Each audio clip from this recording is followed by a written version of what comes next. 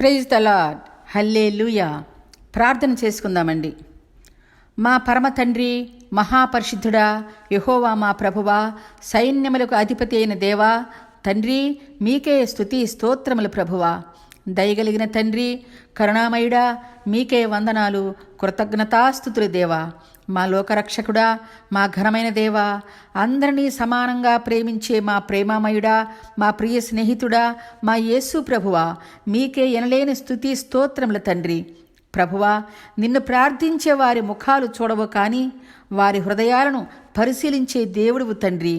వారి హృదయాలలోని నీయందు వారికి ఉన్న ప్రేమను గుర్తించి దర్శనము అనుగ్రహించే తండ్రివి నీవు. ఆ విధంగానే అన్యుడైన కొర్నేలి నీ నామము యొక్క ఘనతను తెలుసుకొని ఏకాగ్రతతో మీకు ప్రార్థించినప్పుడు ఆయన అంతరంగంలో ఉన్న మీపై ఉన్న ప్రేమను గుర్తించి కొర్నేలికి దర్శనము అనుగ్రహించి పేతురు ద్వారా మీయందు రక్షణ మార్గం కలిగించిన గొప్ప దేవా, సర్వలోక సృష్టికర్త, మీకే ఎనలేని వందనాలు, కృతజ్ఞతాస్తుతులు తండ్రి. ప్రభువా, మేము కూడా కొర్నేలి కుటుంబములాగా మిమ్మల్ని తెలుసుకొని మీ యందు భయభక్తులు కలిగి ఉండి ఆత్మతో సత్యముతో ప్రార్థించుకునే గొప్ప మనస్సును సమయాన్ని మాకు కూడా దయచేయండి దేవా. యేసు ప్రభువా, మేము మా కుటుంబాలు కూడా మీ యందు రక్షణను పొందుకునే బాధ్యతను మాకందరికీ అనుగ్రహించమని ప్రభు యేసు నామములో మీ బంగారు పాదాలు పట్టుకుని వేడుకుంటున్నాను మా పరమ తండ్రి. ఆమేన్. హల్లెలూయా. ఈ జీవమగల మాటలు వినుచున్న వారికి అందరికీ ప్రభు యేసు నామములో నా హృదయపూర్వక వందనాలు సమర్పించుకుంటున్నానండి. ఈరోజు పరిశుద్ధ గ్రంథము నుండి అపొస్తలుల కార్యములలో 10వ అధ్యాయములో వ్రాయబడిన కొర్నేలిని గురించి మనం నేర్చుకుందామండి. మనం ధ్యానించుకునే ఈ అపొస్తలుల కార్యాలలో అన్నింటిలో కూడా పరిశుద్ధాత్మ దేవుడు చేసిన అద్భుత ఆశ్చర్య కార్యములతోనే ఈ అపొస్తలుల కార్యముల పుస్తకం అంతా నిండి ఉంటుందండి. వైద్యుడైన లూకా వ్రాసిన ఈ 2వ పుస్తకములో అంతా కూడా ఆ పరిశుద్ధాత్మ దేవుని యొక్క నడిపింపు మనకు కనిపిస్తుంటుంది. ఈ పుస్తకములోనే పరిశుద్ధాత్మ దేవుడు స్టెఫను ద్వారా, పేతురు ద్వారా, పౌలు ద్వారా అన్యులకు, ఈ భూమిపై ఉన్న సమస్త జనులకు మొదటిగా రక్షణ మార్గం బోధించబడింది. ప్రభునందు సమస్త ప్రజలు సమానమే అని ప్రభువు వారి ద్వారా ప్రపంచమంతటికి తెలియచేశాడు. అంతటి మంచి పుస్తకమండి ఈ అపొస్తలుల కార్యములు. ప్రతి ఒక్కరూ మనం చదువుకోవాలి. కొర్నేలి రోమీయుడు. రోమా అధికారులు యెరూషలేమును ఆక్రమించుకుని వారు పరిపాలిస్తున్న కాలములో రోమా దేశము నుండి ఒక సైన్యాధిపతిగా వచ్చినవాడు ఈ కొర్నేలి. ఈయన కైసరయ పట్టణములో నివసించేవాడు. ఈ కైసరయ పట్టణము మధ్యధరా సముద్ర తీరాన ఉందండి. అప్పటి హేరోదు రాజు ఈ మధ్యధరా సముద్ర తీరమున ఎన్నో అందమైన గొప్ప గొప్ప భవనాలను, కట్టడాలను కట్టించి దానికి కైసరయ అని పేరు పెట్టారు. రోమా అధికారులంతా ఆ పట్టణంలోని ఆ గొప్ప భవనాలలోనే విడిది చేసేవారు, నివసించేవారు. వారికి ఒక రక్షణ సైన్యము ఉండేదండి. ఆ సైన్యములో కొర్నేలి ఆనాటి రోమా గవర్నర్ క్రింద ఒక మిలిటరీ ఆఫీసర్గా ఉండేవాడు. రోమావారు యూదా దేశమునకు ఈ కైసరయ పట్టణమును రాజధానిగా చేసుకుని యూదా వారిపై ఏలుబడి చేసేవారు. కొర్నేలి రోమీయుడైన యూదావారి మధ్యలో సంచరించాడు కనుక యెహోవా తండ్రిని తెలుసుకుని భక్తిభావం కలిగి ఉండేవాడు. యెరూషలేమునకు కైసరయ పట్టణము 65 మైళ్ళ దూరములో ఉంటుందండి. యొప్పే పట్టణము యెరూషలేమునకు 30 మైళ్ళ దూరములో ఉంటుంది. పేతురు యెరూషలేము నుండి 30 మైళ్ళ దూరాన ఉన్న యొప్పే పట్టణమునకు వెళ్ళి అక్కడ వాక్య పరిచర్య చేస్తూ ఉన్నాడు. ప్రభువు పరమనకు వెళ్లే ముందు శిష్యులతో మాట్లాడుతూ, నేను నా తండ్రి దగ్గరకు వెళుతున్నానని మీరు భయపడకండి. నేను వెళ్ళి తండ్రి దగ్గర నుండి మీకు ఆదరణకర్తను పంపిస్తాను. ఆ ఆదరణకర్త మీకు నిత్యము తోడుగా ఉండి మీరు చేసే కార్యాలు అన్నింటినీ ముందుకు నడిపిస్తాడు అని చెప్పి ప్రభువు శిష్యులను విడిచి పరమను ఉన్న తండ్రి దగ్గరకు వెళ్ళాడు. ప్రభువు చెప్పిన వాగ్దానం ప్రకారం దేవుడు పెంతెకోస్తు పండుగ రోజున అందరి మీద పరిశుద్ధాత్మను కృమ్మరింపచేశాడండి. ఆ తరువాత శిష్యులందరూ విశ్వాసులు పరిశుద్ధాత్మ పూర్ణులయ్యారు. పేతురు పరిశుద్ధాత్మ శక్తి కలిగిన వాడై ప్రభువును గురించి ప్రకటిస్తూ ఎన్నో అద్భుతాలు ఆశ్చర్యకార్యాలు జరిగిస్తూ ఉన్నాడు. ఆయనే మన రక్షకుడు, దేవుని కుమారుడు అని ధైర్యంగా అంతటా బోధిస్తూ ఉన్నాడు. ఆ పరిచర్యలో భాగంగానే యెరూషలేమునకు 30 మైళ్ళ దూరాన ఉన్న యొప్పే పట్టణములో సీమోను అనే ఒక చర్మకారుని ఇంటిలో ఉండి అక్కడి ప్రజలకు పరలోకపు శుభవార్త బోధిస్తూ ఉన్నాడు. ఆ విధంగా జరిగిపోతున్న రోజులలో ఇటలీ పటాలమునకు శతాధిపతి అయిన కొర్నేలి కైసరయలో నివసించేవాడు. ఆయన చాలా నీతిపరుడు, దేవుని యందు భయభక్తులు కలిగినవాడు. ఎప్పుడు కూడా దేవునికి ప్రార్థన చేసేవాడు. కొర్నేలి అన్యుడు, అంటే ఇశ్రాయేలుకు చెందినవాడు కాదు. ఆయన రోమాదేశమునకు చెందినవాడు. ఆయన అందరినీ ప్రేమిస్తూ ప్రజలకు బహుగా దానము ధర్మములు చేస్తూ ఉండేవాడు. అంతేకాక కొర్నేలి ఇంటి వారందరూ కూడా దేవుని యందు భయభక్తులు కలిగిన కుటుంబముగా ఉన్నారు. కీర్తన 18:44 ఉన్నట్లుగా, నేను ఎరుగని ప్రజలు నన్ను సేవించెదరు, నా మాట వారి చెవిని పడగానే వారు నాకు విధేయులగుదురు అన్న విధంగా ఈ కొర్నేలి యూదుల మధ్యలో నివసించాడు కనుక యెహోవా తండ్రిని తెలుసుకున్నాడు. కొర్నేలి యెహోవా తండ్రిని ఆ విధంగా తెలుసుకొని ప్రభువుకు విధేయుడై తన కుటుంబముతో సంతోషంగా ఉంటూ ఎల్లప్పుడూ ప్రార్థనలో ఉండేవాడండి.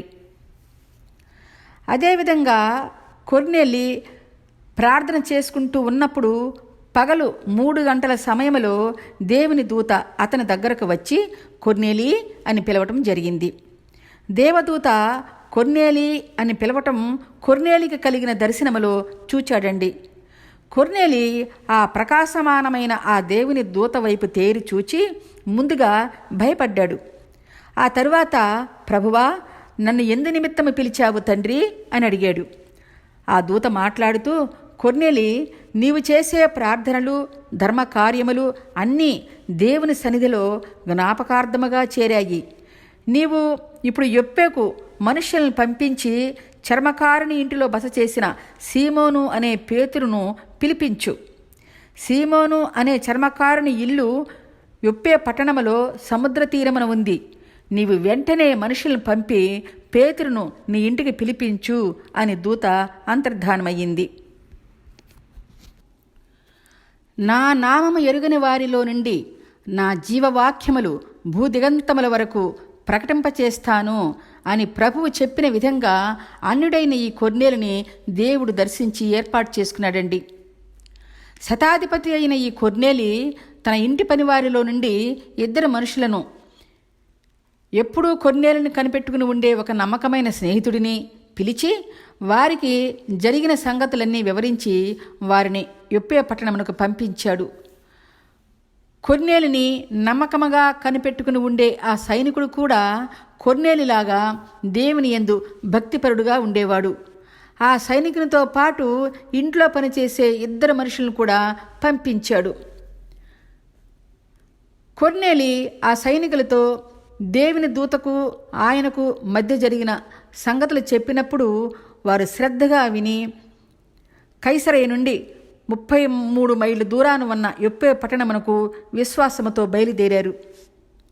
ఈ 3 వ్యక్తులు కైసరయ నుండి యొప్పేకు బయలుదేరి వస్తూ ఉన్నప్పుడు అదే సమయంలో యొప్పేలో ఉన్న పేతురుకు ఒక దర్శనం కలిగిందండి.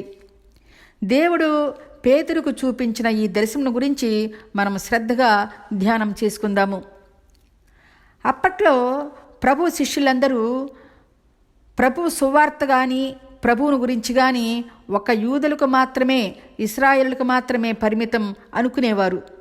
కనుక అదే విధంగానే వారి పరిచర్య కొనసాగుతూ ఉండేది. ఎందుకంటే వీరంతా యూదా జాతి వారు. అప్పటి యూదా ప్రజలు చాలా నిష్ఠాగరిష్ఠులు. ఎవరితో సాంగత్యము చేయరు, ఎవరి ఇంటికి వెళ్ళరు, ఎవరితో భోజనము చేయరు, వారు భుజించే ఆహారము ఎవరికీ పెట్టరు. వారి భోజనము కూడా ఒక ప్రత్యేకత కలిగి ఉంటుంది. మేము దేవునికి ప్రత్యేకింపబడిన వారము అనే అభిప్రాయం కలిగి ఉండేవారు. ప్రభువు యూదుడు కనుక అందరితో కలిసి భోజనం చేస్తున్నప్పుడు కూడా వారు ఎగతాళి చేశారు. పొరపాటున ఎవరినైనా తాకినా పరిశుద్ధత కొరకు నీళ్లు చల్లుకుంటారు. వారు దూర ప్రాంతాలకు కానీ ఊరి బయటకు కానీ వెళ్ళినప్పుడు వారి దేశమునకు ప్రవేశించబోయే ముందు బయటే వారి కాళ్ళకు ఉన్న దుమ్ము దులుపుకుంటారు. అప్పుడు కానీ పట్టణంలో ప్రవేశిస్తారు. అంతటి నిష్ఠగా ఉండేవారు అప్పటి యూదులు. ఈ యూదుల వంశంలోనే ప్రభువు పుట్టిన వారు ప్రభువును నమ్మకుండా రోమా వారితో సిలువ వేయించి చంపించారండి. కానీ పరమప్రభువు పేతురుకు చూపించిన దర్శనము ద్వారా ఈ భూమి మీద అందరికీ కూడా యేసుక్రీస్తు ప్రభువుగా రక్షకుడుగా ఉన్నాడు అని తెలుసుకున్నాడు. ఎలాగంటే పేతురు యొప్పేలో సముద్ర తీరమున ఉన్న సీమోను అనే చర్మకారుని ఇంటిలో ఉంటున్నప్పుడు పేతురు యథాలాపంగా 12 గంటల సమయంలో ప్రార్థన చేసుకోవటానికి మిద్దె మీదకి ఎక్కిపోయి ప్రభువుకు ప్రార్థన చేసుకుంటూ ఉన్నాడు. పేతురు ప్రార్థనలో ఉన్నప్పుడు మిక్కిలి ఆకలి వేసి భోజనము చేయాలి అని అనిపించింది. వీరి కొరకు ఇంటిలోని వారు భోజనము చేస్తూ ఉన్నప్పుడు ప్రార్థించుకుంటూ ఉన్నాడు. సమయాన్ని సద్వినియోగపరచుకోవాలని భోజనము సిద్ధపరిచే ఆ మధ్య సమయంలో మిద్దె మీదకి వెళ్ళి ప్రార్థన చేసుకుంటూ ఉన్నాడు. ఆ సమయంలో మేడపై ప్రార్థనలో ఉన్న పేతురు పరవశుడై ఆకాశము తెరవబడటం, 4 చెంగులు పట్టి దింపబడిన ఒక పెద్ద దుప్పటి లాంటి ఒక విధమైన పాత్ర భూమి మీదకు ఆకాశము నుండి దిగిరావటం పేతురు చూచాడండి. 4 చెంగులు కలిపి పట్టుకున్న దుప్పటిలో ఈ భూమి మీద నివసించే సకల విధములైన చతుష్పాద జంతువులు, ప్రాకెడు పురుగులు, ఆకాశ పక్షులు, సమస్త జీవరాశులు ఆ దుప్పటిలో ఉన్నాయి. పేతురు ఆ దుప్పటి దర్శనము చూస్తూ ఉండగా దేవుడు తన స్వరముతో మాట్లాడుతూ, పేతురు, నీవు లేచి వాటిని చంపుకు తినమని ఒక శబ్దము పేతురుకు వినబడిందండి. ఆ స్వరము విన్న పేతురు, వద్దు ప్రభువా, నిషిద్ధమైనది అపవిత్రమైనది ఏదైనా కానీ నేను ఎన్నడూ తినలేదని దేవునితో మనవి చేసుకున్నాడు. మరలా దేవుడు, పేతురు, దేవుడు పవిత్రము చేసిన వాటిని నీవు నిషిద్ధమైన వాటివిగా ఎంచవద్దు అని 2వసారి ఆ శబ్దము పేతురుకు వినిపించింది. ఈ విధంగా 3 సార్లు జరిగిన తరువాత వెంటనే ఆ దుప్పటి అనే పాత్ర ఆకాశమునకు ఎత్తబడిందండి, కొనిపోబడింది. పేతురు ఆ దుప్పటి దర్శనము, దేవుని స్వరము వినిన తరువాత ఈ దర్శనము ఏమై ఉంటుంది అని ఆలోచించుకుంటూ ఉన్నాడు. పేతురు ఆ దర్శన భావం యొక్క పరమార్థాన్ని గురించి ఆలోచిస్తూ ఏం తోచకుండా ఉన్నాడు.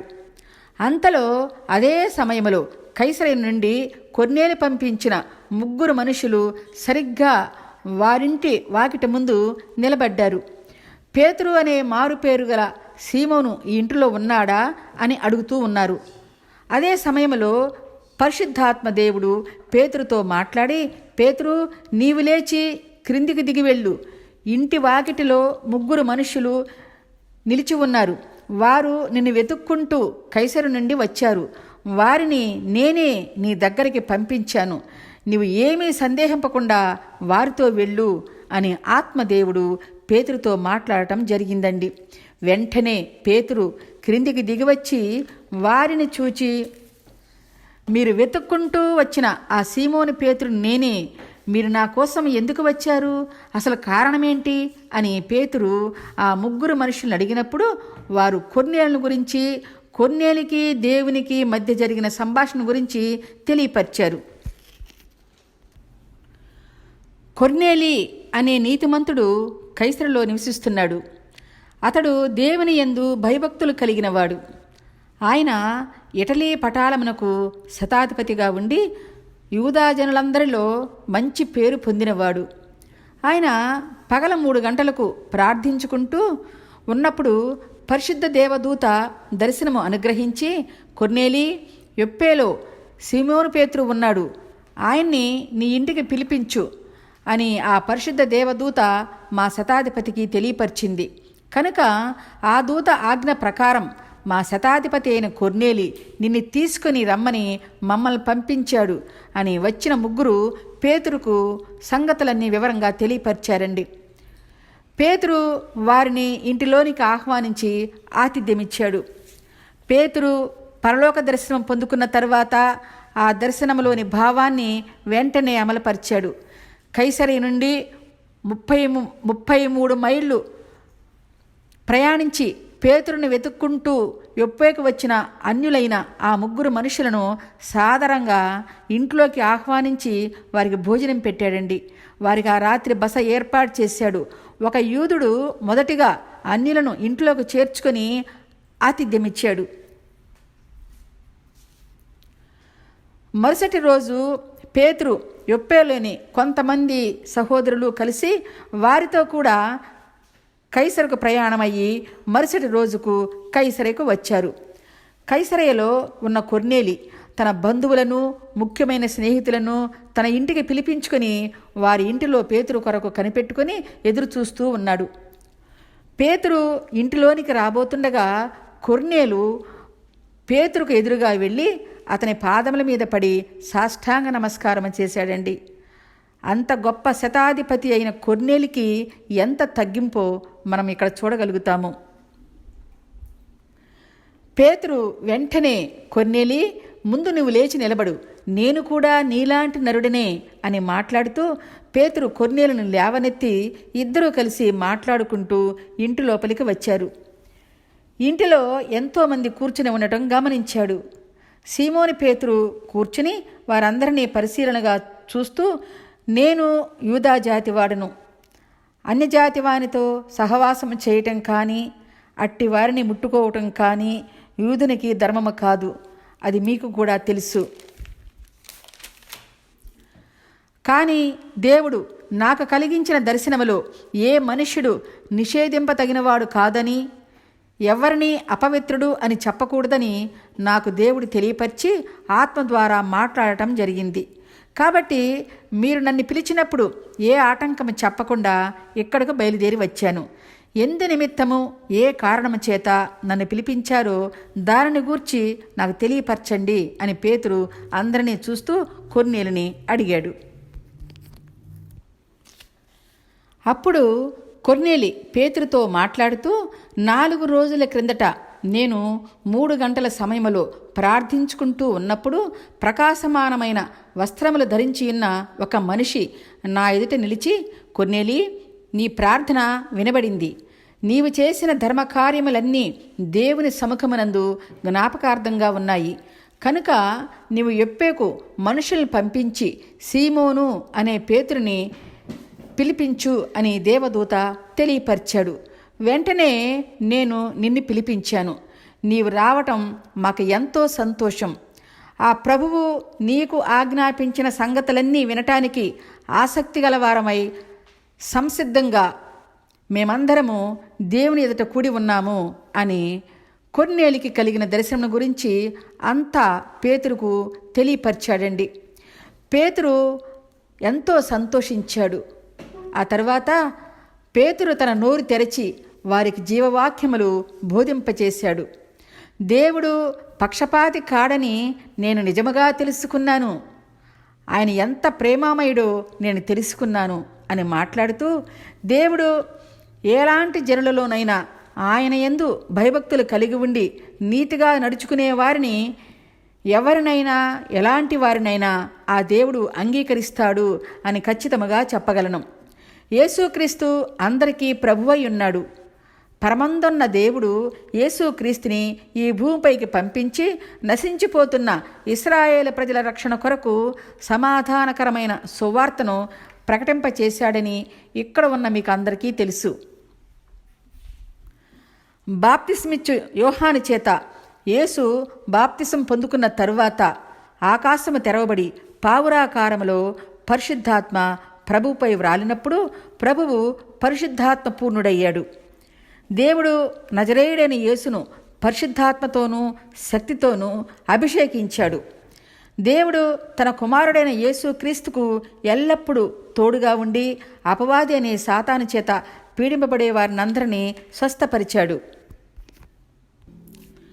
యేసుక్రీస్తు పరమతండ్రి చిత్త ప్రకారం పరలోకరాజ్య శుభవార్త ప్రకటిస్తూ అన్ని ప్రాంతాలు తిరుగుతూ ఆయన యూదయ దేశములో యెరూషలేములో చేసిన స్వస్థతలకు, అద్భుత ఆశ్చర్య కార్యములకు మేము సాక్షులుగా ఉన్నాము. మేము ఆ ప్రభువుతోనే 3.5 సంవత్సరాలు ఉన్నాము కనుక మేము ఆయన చూసిన వారము, ఆయన బోధలు విన్నవారము, ఆయనతో కలిసి జీవించిన వారము. యేసును గురించి ప్రవక్తలు వ్రాసిన ప్రవచనాలన్నీ ఆయన యందు నెరవేర్చబడినా ఆయన యందు నేరము మోపి అన్యాయపు తీర్పు చెప్పి యేసుక్రీస్తును మ్రాను మీద వేలాడదీసి చంపివేశారు. ప్రభువు శిలువపై మరణించిన తరువాత పాతిపెట్టబడిన మరణము ఆయనను బంధించలేదు కనుక 3వ దినమున మరణమును ఓడించి గెలిచి మృత్యుంజయుడై లేచాడు. దేవుడు లేఖనాలలో ప్రవక్తల చేత వ్రాయించిన ప్రకారం 3వ దినమున యేసుని లేపాడు. ప్రభువు 3వ రోజున మృత్యుంజయుడై లేచిన తరువాత దేవుని చేత ముందుగా ఏర్పరచుకున్న మాకు దర్శనము అనుగ్రహించాడు.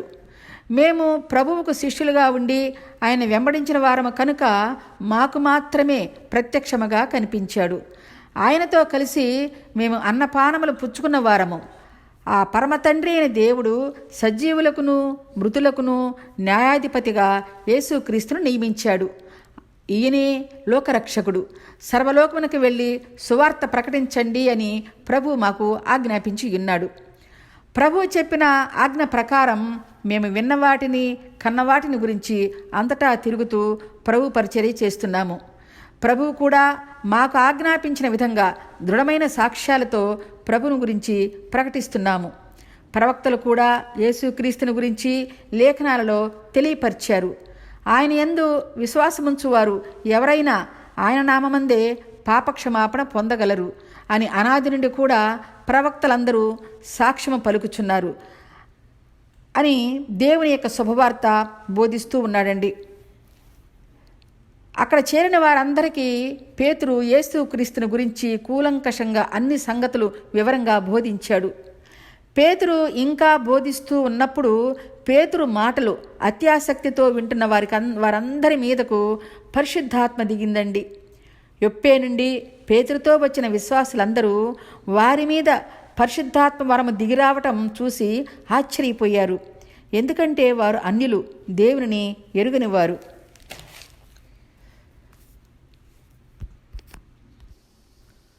యేసు ప్రభువు పరలోకమునకు వెళ్ళబోయే ముందు శిష్యులతో, మీకు తండ్రి యొద్ద నుండి పరిశుద్ధాత్మను పంపుతాను, ఆయన మీకు అన్నింటిలో ఆదరణకర్తగా ఉంటాడు అని వాగ్దానం ఇచ్చిన ప్రకారం పేతురు చెప్పిన ప్రభువు మాటలు విన్నవారికందరికీ అక్కడ ఉన్న అన్యజనులందరి మీద పరిశుద్ధాత్మ కురంబరింపబడటం వారికి ఎంతో ఆశ్చర్యం కలిగిందండి. కొర్నేలి ఇంటిలోని వారంతా దైవాత్మను పొందుకొని భాషలతో మాట్లాడటం, దేవుని గణపరచటం వారికి ఎంతో విభ్రాంతి కలిగించింది. అందుకు పేతురు ఎంతో ఆత్మానందముతో సహోదరులను చూచి, వీరు కూడా మనకలాగానే పరిశుద్ధాత్మను పొందుకున్నారు. వీరు ప్రభునామములో బాప్తిస్మం పొందకుండా ఉండటానికి ఎవరూ ఆటంకము చేయలేరు. మనకలాగానే దేవుడు అన్యులైన వీరిని కూడా కోరుకున్నాడు. ప్రభువు అందరికీ సమానుడే కనుక వీరికి బాప్తిస్మం ఇవ్వాలి అని వారికి తెలియపరిచాడు. కొర్నేలి ఇంటిలో ఉన్న వారికి అందరికీ ప్రభుయేసు నామమున బాప్తిస్మం పొందుకోండి అని ఆజ్ఞాపించాడు. కొర్నేలి, ఆయన ఇంటివారు, ఇంటికి వచ్చిన వారు అందరూ ఎంతో ఆనంద సంతోషములతో పేతురు చేత బాప్తిస్మం పొందుకున్నారు. ప్రభువుకు బిడ్డలుగా వారసులయ్యారండి. దేవుని ప్రణాళికలో భాగంగా వారిపై ముందుగానే పరిశుద్ధాత్మను కృమ్మరింపచేశాడు. అనేక భాషలు మాట్లాడింపచేసి దేవుని గణపరిచే వరము కూడా వారికి ప్రసాదించాడు. ఆ తర్వాత వారు ప్రభువునందు రక్షణ పొందుకున్నారు. మా దగ్గర కొంతకాలం ఉండమని పేతురుని వేడుకున్నారు. తర్వాత పేతురు కొర్నేలు కోరిక ప్రకారం కొన్ని రోజులు వారి దగ్గర ఉండి యెరూషలేమునకు తిరిగి వెళ్ళాడు. అన్యజనులు కూడా దేవుని వాక్యము అంగీకరించారని అపొస్తలులు, ప్రభువును నమ్మిన యూదయలోని ఉన్న సహోదరులు అందరూ తెలుసుకొని పేతురుని అడిగారు. ఏమనంటే, పేతురు, వారంతా సున్నతి లేని అన్యజనులు కదా, మనమంతా దేవుని నిబంధనకు గుర్తుగా సున్నతి గలవారము. నీవు కైసరికి వెళ్ళి దేవుని వాక్యమును ఎలా ప్రకటించావు, ప్రభువునందు బాప్తిస్మం ఎలా ఇచ్చావు, వారి ఇంటిలో ఉండి వారితో కలిసి ఎలా భోజనము చేశావు అని యూదులు 11 మంది శిష్యులు పేతురుని అడిగారు. ఆయనతో వాదము పెట్టుకున్నారు.